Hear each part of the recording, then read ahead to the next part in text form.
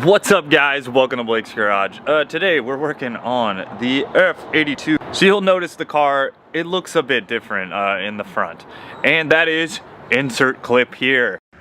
When you do a full track day and then someone leaves a chair in the freaking street. Yeah, dude. Hell yeah.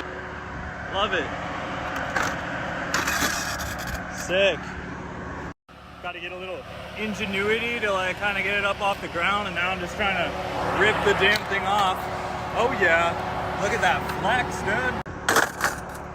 Thank you, Discovery Church. Did a full day at Buttonwillow Raceway, and I was driving around in Bakersfield later on that night. No issues on track. Anyways, I'm driving, all of a sudden cars run over something. They clear it because they have something called ground clearance, which is something that this car does not really have. And anyways, I ended up whacking a chair. Someone left a freaking like chair in the middle of the road, and luckily it smashed into, well, the front lip. So the carbon front lip was wiped out. No bueno anymore. But I did have this little guy down here. Hopefully you can see that. You can see that little like white mark on there. This skid plate hit that, and that's where the oil cooler is. So if you guys are unaware, on the F8X, it has an oil cooler down below. That is one of the first upgrades I would highly recommend, is to do that oil cooler plate, that little skid plate in the front. You could literally total out an engine on one of these cars by parking it wrong, right? You could hit a parking block, dump all your oil out, start the motor, seize it, dead. Totally dead. So anyways, today we are going to be installing a new front lip. I got this one from, who is it, Extreme online store. I've had this actually chilling in the garage. I always feel like if you have a lip on hand, it makes your other lip last that much longer. But this car is going to need to change in the front a bit soon too. Because I actually did make some changes to the rear of this car that you guys will be seeing soon. But I gotta wait for thing to hit the store. So Extreme Auto, we got this guy right here, carbon fiber front lip. I'm pretty sure this is like a CS style front lip here. Looks to be pretty good, fully boxed. That's something I look for on a front lip, is I always want to see that it's fully boxed. Sometimes these are open on the bottom. When they're open on the bottom, they catch, they don't last as long because you are going to scrape. I mean, if you think you're not going to scrape one of these, I don't know, you must be like having a lift on your car or something like that. But anyways, this is nice. The screw areas look to be pocketed. That's great. That means it'll slide over stuff and everything, which is cool. These areas look to be sunken, which is great. It's fiberglass construction with carbon over the top, it looks like, which is, you know, pretty common, but it feels sturdy, so that's good too. Something else that's nice, it's flat on the bottom, so I may be making a front diffuser for the car here soon to stick out off this and actually have some functional downforce in the front to balance some stuff out. But anyways, let's get this thing on the car. It looks pretty straightforward. We're just basically going to get the front end right here off the ground, and we will screw this into some spots. Now, a little trick that I like to do is in these areas where it kind of just attaches to the front bumper, like these little screw holes or whatever, I like to slide a little piece of aluminum up in the top. That way when I'm drilling in, I'm not just drilling into like plastic. When I say drilling, guys, I mean self-tapping. I'm not just going into plastic, and it actually has something to bite into, which makes it more supportive in my opinion. So that's great. So that's kind of what that looks like. I am gonna put these guys back on. These I had to take off. I want these back on. I like the carbon little side blade things. I think they look absolutely rad, and I think it makes the front of the car just look that much better. So I'll put those on real quick, and then we will we'll sort of throw some screws into it. Also, it did come with some 3M tape, which is great. I don't use 3M tape on these normally. I feel that if they fall off or they break, I want it to come off the car as easily as possible. So I don't really use the 3M. However, I do use the screws. These screws look good. They look a little bit fatter than the ones that I was using before, which is absolutely great, which means it'll fill out those holes a little bit better. Hello, live.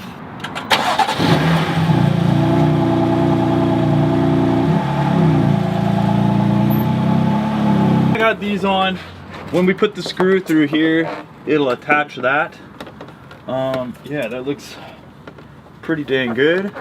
Yeah, that'll work out just fine. So I'll pretty much attach the outer areas first. That way we get like this lined up nice and tight with the proper gapping. Then we'll just check the other side, and then we'll screw in all the other stuff. Now, what I'm looking at right here, I was curious, is it going to use stock mounting holes, meaning these right here? No, it is not. So I'm gonna go ahead and remove these.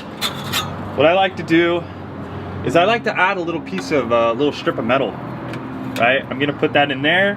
I'm gonna cut another one for the other side. That way, when I put these screws in, it bites into this. I'm gonna take these screws off, that way I can get that metal piece in there.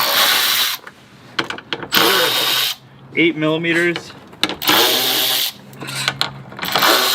Like I said, I've slipped stuff in here before, but I like, you know, this is just rubber, so I literally make like a little shim piece that I'll kind of slide up in here, and it stays in there well, especially when you throw a self-tapper through it, right? So it gives it something to really bite onto, is what I feel. And you'll be able to see it through your previous holes. So, you know, if you've had a lip on before, this is also another good way to beef that up, because you're not going to be able to attach to anything because you've probably blown your screw holes out last time your splitter got ripped off. So, or I should say your lip. This isn't really a splitter. Splitter would actually create real downforce. This is basically for looks. But I am going to create a real splitter in the future, so keep an eye out for that, guys. Either gonna buy one or make one, so that'll be fun. Okay, so that looks good. Now, and like you guys can see, I kind of blew out the screw holes right here, which kind of sucks because it flew off and I had to literally rip it off. But yeah, let's see where these mount up. It looks like it has a new hole, so we'll just send it in. Just usually that way. Okay, so I like to get a good fitment on this and give it a bit of a send. That looks good to me. We'll try it on the other side. You know what's kind of crazy is 2 track days on these fronts, and you can tell you're going fast when you're wearing out your front tires before your rears. So yeah, they're almost cooked. I'll probably do another track day on them just to cord them out, but the AR1s are amazing. So much better of a tire than the R888Rs. The R888Rs feel like absolute trash compared to these, so that kind of gives you an idea of how I feel about them. They're very nice. I like.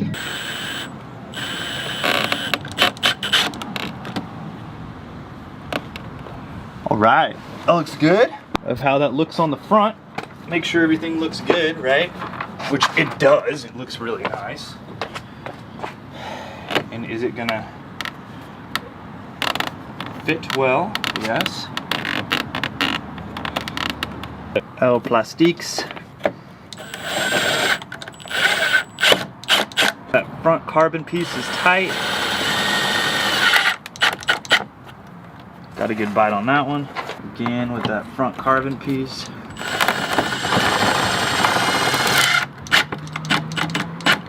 If I can get this to bite with some self-tappers, I want to bite into that aluminum piece if possible.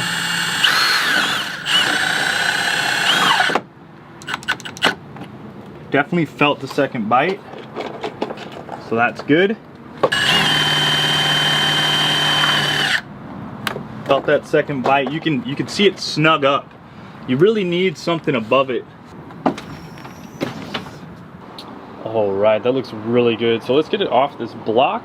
We'll finish it up. We'll go get some photos and little glamour shots of this, huh?